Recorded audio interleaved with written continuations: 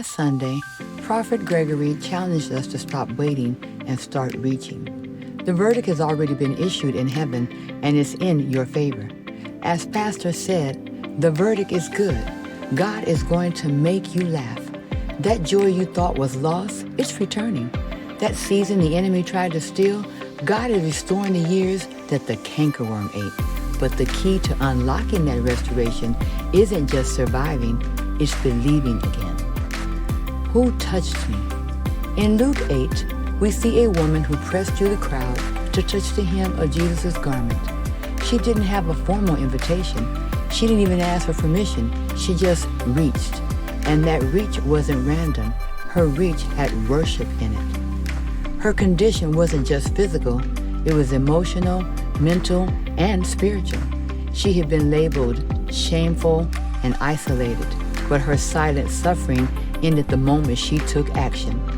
Jesus turned and asked, "Who touched me?"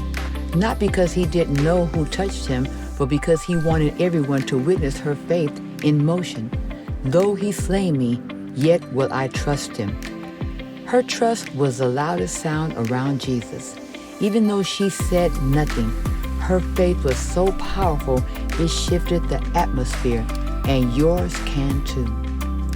Healing is more than physical. Prophet GreGory reminded us that trauma doesn't just disappear. It hides in the cracks of the mind. And when it's not addressed, it can distort your view of everyday life.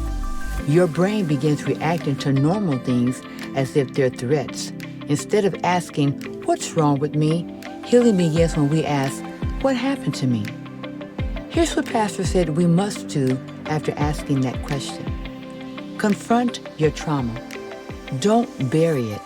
Bring it into the light so God can heal it. Trauma left unchecked tries to build strongholds in your mind. Watch your words. What you speak becomes the atmosphere you create. Be mindful of what you bring into a room. You carry something when you walk in. Slow down. Healing requires intention. You can't rush past what God is trying to reveal. Guard your thoughts. Every thought isn't yours. Some thoughts are planted by the enemy to infect your identity. Learn to recognize what didn't come from God. Speak up. Just like the woman with the issue of blood, your breakthrough might require your voice. Silence isn't always holy.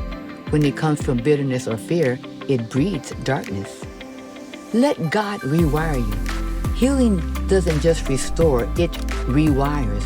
You've been made whole, but now it's time to live like it. Get to God. Dr. GreGory posed a tough but necessary question. Who do you need to bypass to get to Jesus? Sometimes we have to break rank, come low, press through noise, shame, pride, or people's opinions. Healing doesn't come from a crowd, it comes from contact. Hebrews 10:25 says, "Don't forsake the assembling of yourselves." Church isn't just a building, it's a refueling station. Week after week is where we hear from heaven and get clarity on where God is leading us. It's where our spirits are recalibrated and our purpose is confirmed. The enemy would love to isolate you, but staying planted in the house of God keeps your healing fresh and your direction clear. You can't stay healed and stay distant. There is power in being part of the body.